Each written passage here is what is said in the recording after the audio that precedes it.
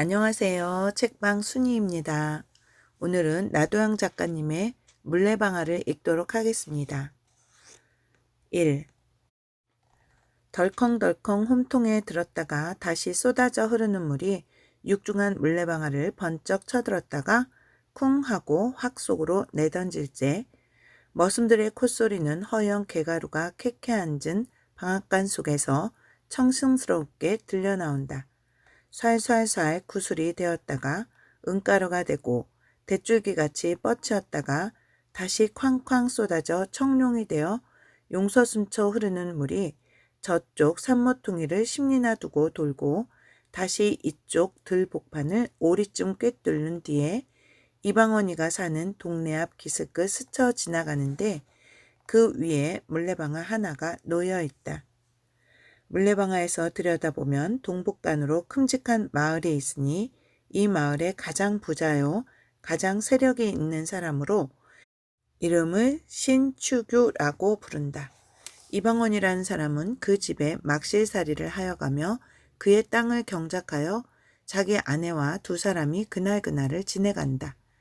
어떠한 가을밤 유난히 밝은 달이 고요한 이 촌을 한적하게 비칠 때 그 물레방앗간 옆에 어떠한 여자 하나와 어떤 남자 하나가 서서 이야기를 하는 소리가 들렸다. 그 여자는 방원의 아내로 지금 나이가 22살, 한참 정열에 타는 가슴으로 가장 행복스러울 나이의 젊은 여자요.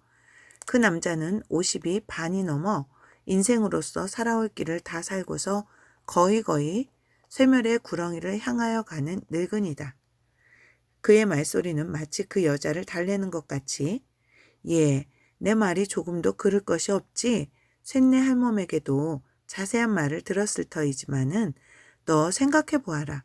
내가 허락만 하면 무엇이든지 내가 하고 싶다는 것은 내가 전부 해줄 터이란 말이야. 그까지 방언이 녀석하고 내가 100년 살아야 언제든지 막실구석을 면하지 못할 터이니 허허 사람이란 젊어서 호강해보지 못하면 평생 호강 한번 못하여 보고 죽을 것이 아니냐. 내가 말하는 것이 조금도 잘못하는 것이 없느니라. 대강 너의 말을 쇳내 할멈에게 듣기는 들었으나 그래도 너에게 한번 바로 대고 듣는 것만 못해서 이리로 만나자고 한 것이다. 너의 마음은 어떠냐? 어디? 허허 내 앞이라고 조금도 어떻게 알지 말고 이야기해봐. 응? 이 늙은이는 두말할 것 없이 신축유다. 그는 탐욕스러운 눈으로 방언의 계집을 들여다보며 한 손으로 등을 두드린다. 새침한 얼굴이 파르쪽쪽하고 기다란 눈썹과 검푸른 두 눈 가장자리에 예쁜 입, 뽀로통한 뺨이며 콧날이 오똑한 데다가 후리후리한 키에 떡 벌어진 엉덩이가 아무리 보더라도 무서웁게 이지적인 동시에 또는 창부형으로 생긴 여자이다. 계집은 아무 말 없이 서서 짐짓 부끄러운 태를 지으며 매혹적인 웃음을 쌩긋 웃고는 고개를 돌렸다. 그 웃음이 얼마나 짐승 같은 신축유의 만족을 사게 되었으며 또는 마음을 충동시켰는지 희끗희끗한 수염이 거의 계집의 뺨에 닿도록 더 가까이 와서 응? 왜 대답이 없니? 부끄러워서 그러니? 그렇게 부끄러워할 일은 아닌데 하고 계집의 손을 잡으며 손도 이렇게 예쁜 줄을 여태 몰랐구나. 참 분결 같다. 이렇게 얌전히 생긴 애가 방언 같은 천한 놈의 계집이 되어 일평생을 그대로 썩는다는 것은 너무 가엾고 아깝지 않느냐? 예. 계집은 몸을 돌리려고도 하지 않고 영감이 하는 대로 내버려두며 눈으로 땅만 내려다보고 섰다가 가까스로 입을 떼는 듯 하더니 제 말이야 모두 쇳내 할멈이 여쭈었지요. 저에게는 너무 분수에 과한 말씀이니까요. 온 천만의 소리를 다 하는구나. 그게 무슨 소리냐. 너도 아다시피 내가 너를 장난삼아 그러는 것도 아니겠고 후사가 없어 그러는 것이니까 내가 내 아들이나 하나 놔주렴. 그러면 내 것이 모두 네 것이 되지 않겠니?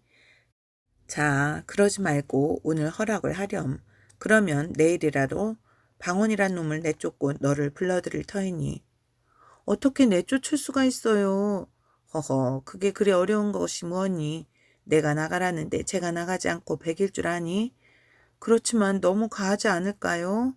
무엇? 저런 생각을 하니까 내가 이 모양으로 이때까지 있었지. 어떻단 말이냐? 그런 것은 조금도 염려하지 말고. 자, 또 내 서방에게 들킬라. 어서 들어가자. 먼저 들어가세요. 왜? 남이 보면 수상히 알 거예요. 무얼 나하고 가는데 수상히 할 게 뭐야. 어서 가자. 계집은 천천히 두어 걸음 따라가다가 영감하고 멈칫하고 서 있다. 왜 그러니? 계집은 다시 말없이 서 있다가 아니에요 하고 먼저 들어가세요 하며 돌아선다. 영감이 간이 달아서 계집의 손을 잡으며 가자, 집으로 들어가자. 그의 가슴은 두근거리는지 숨소리가 잦아진다. 계집은 손을 빼려고 하며 점잖으신 어른이 이게 무슨 짓이세요 하면서도 그의 몸짓에는 모든 것을 허락한다는 뜻이 보였다. 영감은 계집의 몸을 끌어안더니 방앗간 뒤로 돌아 들어섰다. 계집은 영감 가슴에 안겨서 정욕이 가득한 눈으로 그를 보면서 영감 말 한마디 하고 침 한 번 삼키었다. 영감이 거짓말은 안 하시지요? 아니, 그의 말은 떨리었다. 계집은 영감의 팔을 한 손으로 잡고 또 한 손으로는 방앗간 속을 가리키었다. 저리로 들어가세요. 영감과 계집은 방앗간에서 2, 30분 후에 다시 나왔다. 2. 사흘이 지난 뒤에 신치규는 방원이를 자기 집 사랑 마당 앞으로 불렀다. 예. 방원은 상전이라 고개를 숙이고 네 공손하게 대답을 하였다. 내가 그간 내 집에서 정성스럽게 일한 것은 고마운 일이지만은 점잔과 주자를 빼면서 신축이는 말을 꺼내었다. 방원의 가슴은 이 많은이라는 말 뒤에 이어질 말을 미리 깨달은 듯이 온 전신의 피가 가슴으로 모여드는 듯하더니 다시 터럭이라는 터럭은 전부 거꾸로 일어서는 듯하였다. 오늘부터는 우리 집에 사정이 있어. 그러니 내 집에 있지 말고 다른 곳에 좋은 곳에 찾아가 보아라. 아무 조건도 없다. 또한 이곳에서도 할 말은 없다. 죽으라고 하면 죽는 신용이라도 해야 하는 것이다. 주인은 돈 가지고 사람을 사고 팔 수도 있는 것이다. 방호는 가슴이 답답하였다. 자기 혼잣말 같으면 어디 가서 어떻게 빌어먹더라도 살 수가 있지만은 사랑하는 아내를 구해 갈 일이 막연하다. 그는 고개를 굽히고 허리를 굽히고 나중에는 마음을 굽히어 사정도 하여 보고 애걸도 하여 보았다. 그러나 그것은 헛된 일이다. 주인의 마음은 쇠나 돌보다도 더 굳었다. 그는 하는 수 없이 자기 아내에게 그 이야기를 하였다. 그리고 아내더러 안주인 마님께 사정을 좀 하여 얼마간이라도 더 있게 하여 달라고 하여 보라 하였다. 그러나 아내는 방원의 말을 들을 리가 없었다. 도리어 그러면 어떻게 한단 말이오. 이제부터는 나를 어떻게 먹여 살릴 테요. 너는 그렇게도 먹고 살 수 없을까 봐 겁이 나니? 겁이 나지 않고 생각을 해보구려. 인제는 꼼짝할 수 없이 죽지 않아요? 죽어? 그럼 임자가 나를 데리고 이곳까지 올 때 뭐라고 하셨소? 어떻게 해서든지 너 하나야 먹여 살리지 못하겠느냐고 하였지요? 그래. 그래 얼마나 나를 먹여 살리고 나를 호강시켰소? 여태까지 이때나 되도록 끌고 다닌다는 것이 남의 집 행랑이었지요? 예, 그것을 내가 모르고 하는 말이냐? 내가 하려고 하지 않아서 그렇게 된 것이야? 차차 살아가는 동안에 무슨 일이든 생기겠지. 설마 요대로 늙어 죽게 하겠니? 듣기 싫소. 뿔 떨어지면 구워 먹지 어느 천년에. 방언이는 가뜩이나 내쫓기고 화가 나는데 계집까지 그래야 하니까 속에서 열화가 치밀어 올라왔다. 이 육시를 하고도 남을련 왜 남의 마음을 긁컹거리니? 왜 사람에게 욕을 해? 이년아 욕 좀 하면 어떠냐? 왜 욕을 해? 계집이 얼굴이 노래지며 대든다. 이년이 바락인가? 누가 바락이야? 계집년 하나 건사 못하는 위인이 계집 보고 욕만 하고 한 게 뭐야? 그래 은가락제 은비년아 한 벌 사주어 보았어? 내가 임자하자고 하는 대로 하지 않은 것은 없지? 이년아 은가락제 은비녀가 그렇게 갖고 싶으냐? 이 더러운 년아. 무엇이 더러워? 너는 얼마나 정한 놈이냐? 계집의 입속에서는 놈소리가 나오기 시작한다. 이년복에 누구더러 놈이래? 하고 손길이 계집의 낭자를 휘어잡더니 그대로 집어들고 두어 번 주먹으로 등줄기를 우리었다. 이 줄이때 안길련. 발길이 엉덩이를 두어 번 지르니까 계집은 그대로 거꾸러졌다가 다시 일어났다. 풀어헤뜨린 머리가 치렁치렁 끌리고 실룩한 눈에는 도끼가 섞였다. 왜 사람을 치니 이놈. 죽여라 죽여. 어디 죽여보아라. 이놈 나 죽고 너 죽자. 하고 달려드는 계집을 후려서 거꾸로 들이고서 인연이 죽으려고 기를 쓰나? 방언이가 계집을 치는 것은 그것이 주먹을 가지고 하는 일종의 농담이다. 그는 주먹이나 발길이 계집의 몸에 닿을 때 거기에 얻어맞는 계집의 살이 아픈 것보다 더 찌르르하게 가슴 한복판을 찌르는 아픔을 방언은 깨닫는 것이다. 홧김에 계집을 치는 것이 실상은 자기의 마음을 자기의 이빨로 물어뜯는 것이나 다름이 없는 것이다. 때리는 그에게는 몹시 애처로움이 있고 불쌍함이 있는 것이다. 그러나 자기의 화풀이를 받아주는 사람은 아직까지도 계집밖에는 없었다. 제일 만만하다는 것보다도 가장 마음 놓고 화풀이할 수 있습니다. 싸움한 뒤 하루가 못되어 두 사람이 베개를 나란히 하고 서로 꼭 끼고 잘 때는 그렇게 고맙고 그렇게 감격이 일어나는 위안이 또다시 없습니다. 계집을 치고 화풀이를 하고 난 뒤에 다시 가슴을 애는 듯한 후회와 더 뜨거운 포옹으로 위로를 받을 그때에는 두 사람 아니라 방언에게는 그만큼 힘있고 뜨거운 믿음이 또다시 없는 까닭이다. 계집은 일부러 소리를 높여서 꺼이꺼이 운다. 온 마을 사람이 거의 귀를 기울였으나 또 사랑 싸움을 하는군 하고 도리어 그 싸움을 부러워하였다. 옆집 젊은 것이 와서 싱글싱글 웃으면서 들여다보며 인제 그만두라고 하며 말리는 신용을 한다. 동네 아이들만 마당 앞에 쭉 늘어서서 눈들이 둥그레서 구경을 한다. 3. 그날 저녁에 방언은 술이 얼큰하여 돌아왔다. 아까 계집을 차던 마음은 어느덧 풀어지고 술로 흥분된 마음에 그는 계집의 품이 몹시 그리워져서 자기 아내에게 사과를 할 마음까지 생기었다. 본시 사람이 좋고 마음이 약하고 다정한 그는 무식하게 자라난 까닭에 무지한 짓을 하기는 하나 그것은 결코 그의 성격을 말하는 무지함이 아니다. 그는 비척거리면서 집으로 향하는 길에 개슴츠레하게 풀린 눈을 스르르 내리감고 혼잣소리로 빌어먹을 놈 나가라면 나가지 무서운가 제 집 아니면 살 곳이 없는 줄 아는 게로군. 되지 않게 다 무엇이냐 돈만 있으면 제일이냐 이놈 내가 그러다가는 이 주먹 맛을 언제든지 볼라. 그대로 곱게 되질 줄 아니? 하고 쾌천 하나를 건너뛴 후에 돈이 무엇이냐 한참 생각하다가 에후 한숨을 쉬고 나서 돈이 사람 죽이는구나. 돈, 사람 나고 돈 났지 돈 나고 사람 났니?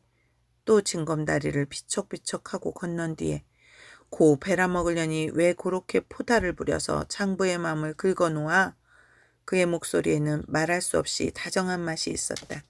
그는 자기 계집을 생각하면 모든 불평이 쓰러지는 듯이 숙였던 고개를 쳐들어 하늘을 보면서 저도 고생은 고생이지 하고 다시 고개를 숙인 후 내가 너무해 너무 그럴 게 아닌데 그는 자기 집에 와서 문고리를 붙잡고 잡아 흔들면서 예, 자니? 자? 그러나 대답이 없고 캄캄하다. 인연이 어디를 갔어? 그는 문짝을 깨어지라 하고 닫은 후에 다시 길거리로 나와 그 옆집으로 가서 여보 아주머니 우리 집 색시 어디 갔는지 보았소?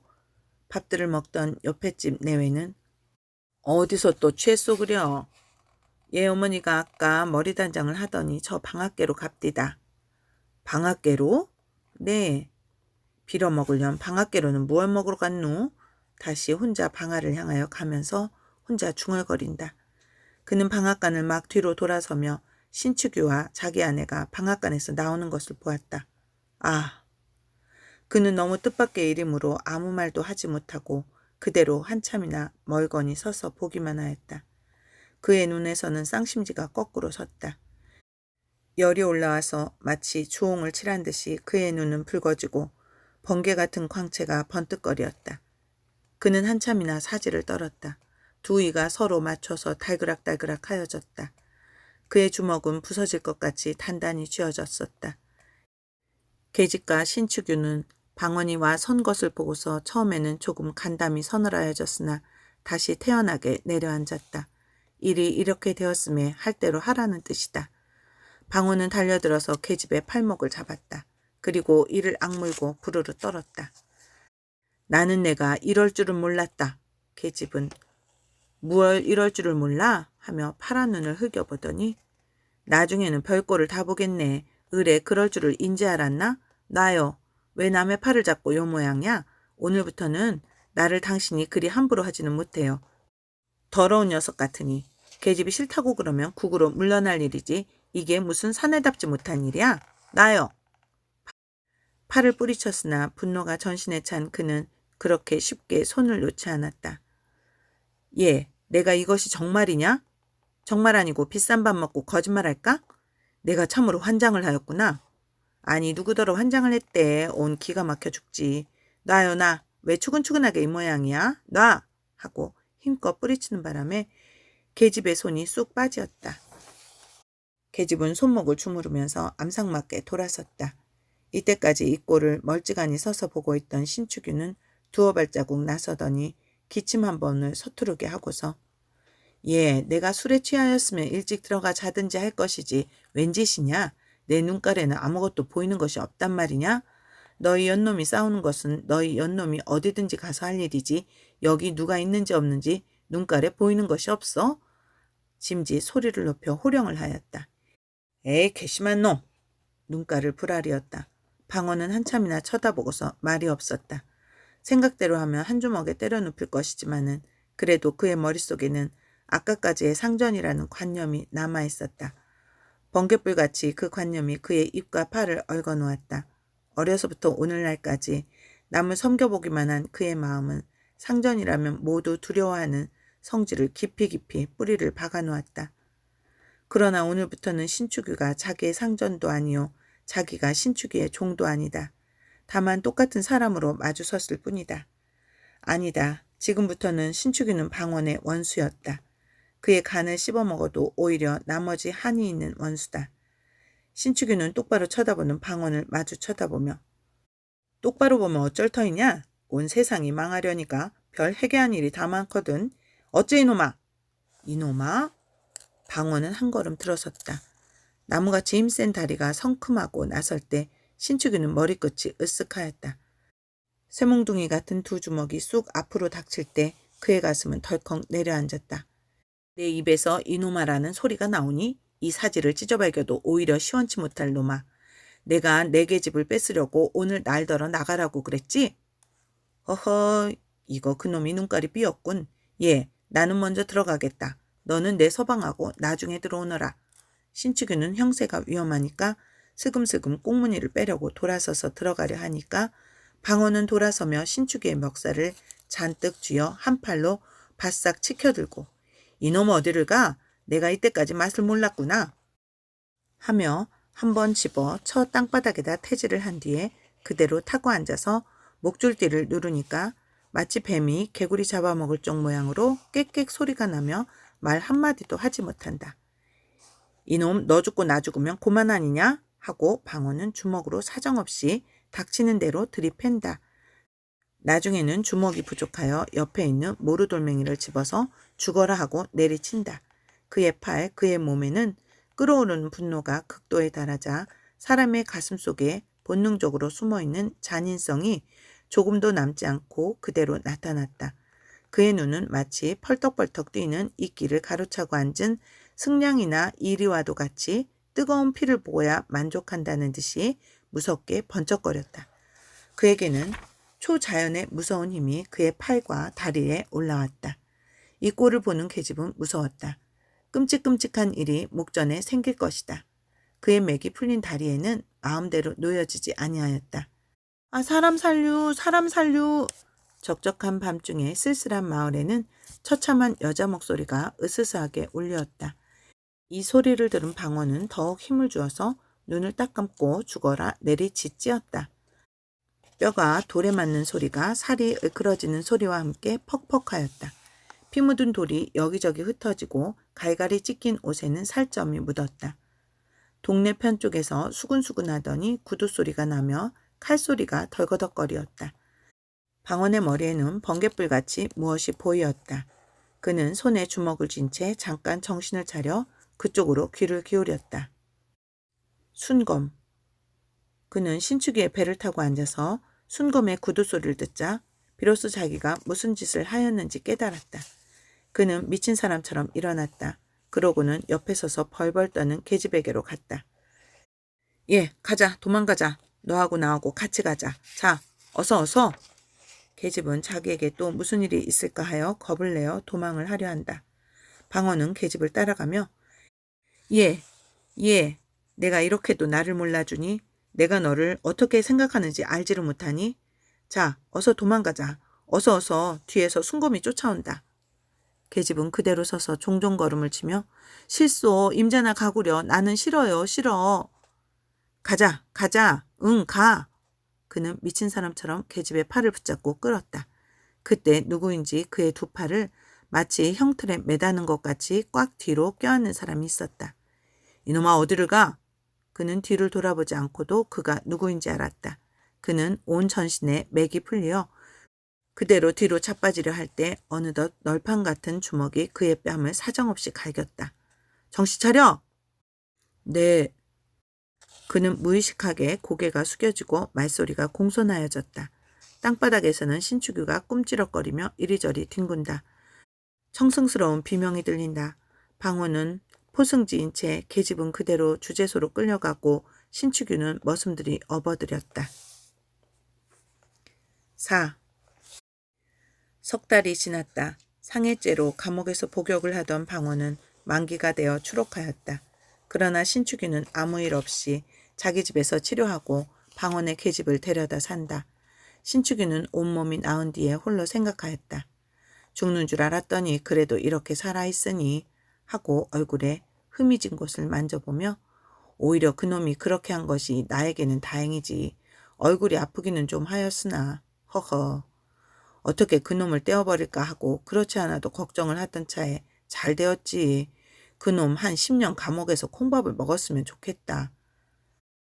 방호는 감옥 속에서 생각하기를 나가기만 하면 연놈을 죽여버리고 제가 죽든지 요정을 내리라 하였다. 집에서 내어 쫓기고 계집까지 빼앗기고 그것을 생각하면 이가 갈리고 치가 떨리었다. 그것은 모두 자기가 돈 없는 탓인 것을 생각하며 더욱 분한 생각이 났다. 더러운 년. 그는 홍바지에 쇠사슬을 차고서 일을 할 때도 가끔 침을 땅에다 뱉으면서 혼자 중얼거리었다. 사람이 이러고서야 살아서 무엇하나. 멀쩡한 놈이 계집 빼앗기고 생으로 콩밥까지 먹으니. 그가 감옥에서 나올 때에는 감옥소를 다시 한번 둘러보고 내가 여기서 마지막으로 목숨을 잃어버리든지 그렇지 않으면 내가 내 손으로 내 목을 찔러 죽든지 무슨 요정이 날 것을 생각하고 다시 온몸에 힘을 주고 쓸쓸한 웃음을 웃었다. 그는 200리나 되는 길을 걸어서 계집이 사는 촌에를 왔다. 그러나 아무도 그를 아는 척하는 사람이 없었다. 전에 친하게 지내던 사람들도 그를 보고 피해갔다. 마치 문둥병자나 마찬가지 대우를 하였다. 감옥에서 나온 뒤로부터는 더욱 이 세상이 차디차졌다. 자기가 상상하던 것보다도 더욱 무정하여졌다. 그는 하는 수 없이 밤이 될 때까지 그 근처 산속으로 돌아다녔다. 그래서 깊은 밤에 촌으로 내려왔다. 그는 그 방앗간까지 다시 지나갔다. 석 달 전 생각이 났다. 자기가 여기서 잡혀갔다는 것을 생각할 때 더욱 억울하고 분한 생각이 치밀어 올라왔다.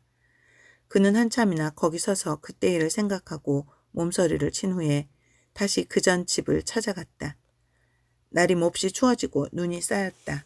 옷은 입은 것이 가을에 입고 감옥에 들어갔던 그것이므로 살을 애는 듯한 것이로되 그는 분한 생각과 흥분된 마음에 그것도 몰랐다. 연놈을 모두 처치해버려? 혼자 속으로 궁리를 하다가 그렇지 그까짓 것들은 살려두어 쓸데없는 인생들이야 하면서 옆구리에 지른 기름한 단도를 다시 만져보았다. 그는 감격스러운 마음으로 그것을 쓰다듬었다.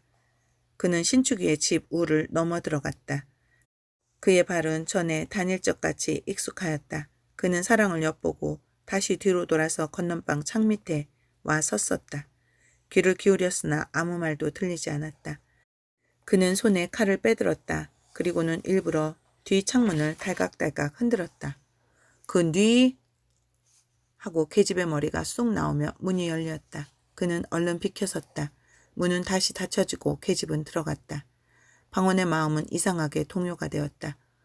어여쁜 계집의 목소리가 오래간만에 귀에 들릴 때 마치 자기가 감옥에서 꿈을 꿀 적 모양으로 요염하고도 황홀하게 그의 마음을 꿰는 것 같았다. 그는 꿈속에서 다시 만난 것 같고 오래간만에 그를 만나봄에 모든 결심은 얼음같이 녹는 듯하였다. 그래도 계집이 설마 나를 영영 잊어버리랴 하고 옛날의 정리를 생각할 때 그것이 거짓말이 아니고 무엇이랴는 생각이 났다. 아무리 자기를 감옥에까지 가게 하였다 하더라도 그는 감히 칼을 들어 죽이려는 용기가 단번에 나지 않아서 주저하기 시작하였다. 아니다. 다시 한 번만 물어보자. 그는 들었던 칼을 다시 짚고 생각하였다. 거짓말이다. 거짓말이다. 그럴 리가 없다. 그는 반신반의하였다. 그렇다. 다시 한 번 물어보고 죽이든 살리든 하자. 그는 다시 문을 달깍달깍하였다. 계집은 이번에 다시 문을 열고 사면을 둘러보더니 헌 집신짝을 신고 나왔다. 뉘요? 하고 방언이 서 있는 집 모퉁이를 돌아서려 할째 내다 하고 입을 틀어막고 칼을 가슴에 대었다. 떠들면 죽어. 방언은 계집의 입을 수건으로 틀어막고 결박을 한 후 들쳐 업고서 번개같이 다름질하였다. 그는 어느 결에 계집을 업어다가 물레방아 앞에 내려놓은 후 결박을 풀었다. 그리고 한숨을 쉬었다. 나를 모르겠니? 캄캄한 금은밤에 얼굴을 바짝 계집의 코앞에 들이대었다. 계집은 얼굴을 자세히 보더니 아 소리를 지르더니 뒤로 물러섰다. 조금도 놀랄 것이 없다. 오늘은 내가 내 말을 들으면 살려줄 것이요. 그렇지 않으면 이것이야. 하고 시퍼런 칼을 들이대었다. 계집은 다시 태어나게. 말요? 임자의 말을 들을 것 같으면 벌써 들었지요. 이때까지 있겠소? 임자도 남의 마음을 알지요? 임자와 나와 2년 전에 이곳으로 도망해 올 적에도 전 남편이 나를 죽이겠다고 칼로 허리를 찔러 그 흠이 있는 것을 날마다 밤에 당신이 어루만지었죠. 내가 그까지 칼쯤을 무서워하고 나 하고 싶은 짓을 못한단 말이오. 행, 이게 무슨 비겁한 짓이오, 사내 자식이. 자, 찌르려거든 찔러보아요. 자, 자. 계집은 두 가슴을 벌리고 대들었다. 방언은 너무 계집의 태도가 대담하므로 들었던 칼을 도리어 뒤로 움찔할 만큼 기가 막혔다. 그는 무의식하게 정말이냐? 하고 한 걸음 더 가까이 나섰다. 정말이 아니고 내가 비록 여자이지만은 당신같이 겁쟁이는 아니라오. 이것이 도무지 무엇이오? 계집은 그래도 두려웠던지 방언의 손에 든 칼을 뿌리쳐 땅에 떨어뜨렸다. 이 칼이 땅에 떨어지자 방언은 여태까지 용사와 같이 보이던 계집이 몹시 비겁스럽고 더러워 보여 다시 칼을 집어들고 덤비었다. 얘 간사한 년 어떨 터이냐? 나하고 당장에 멀리 가지 않을 터이냐? 자, 가자. 그는 눈물이 어린 눈으로 타일러 보기도 하고 간청도 하여 보았다. 자, 어서 옛날과 같이 나하고 멀리 도망을 가자. 나는 참으로 나의 칼로 너를 죽일 수는 없다. 계집의 눈에는 독이 올라왔다. 광채가 어두운 밤에 번개같이 번쩍거리며 싫어요. 나는 죽으면 죽었지. 가기는 싫어요. 이제 나는 고만 그렇게 구차하고 천한 생활을 다시 하기는 싫어요. 고만 물렸어요. 너의 입으로 정말 그런 말이 나오느냐? 너는 나를 우리 고향에 다시 돌아가지도 못하게 만들어 놓고 나의 모든 것을 다 잃어버리게 한 후에도 또 나중에는 세상에서 지옥이라고 하는 감옥소까지 가게 하였지. 그러고도 나의 맨 마지막 소원을 들어주지 않을 터이냐?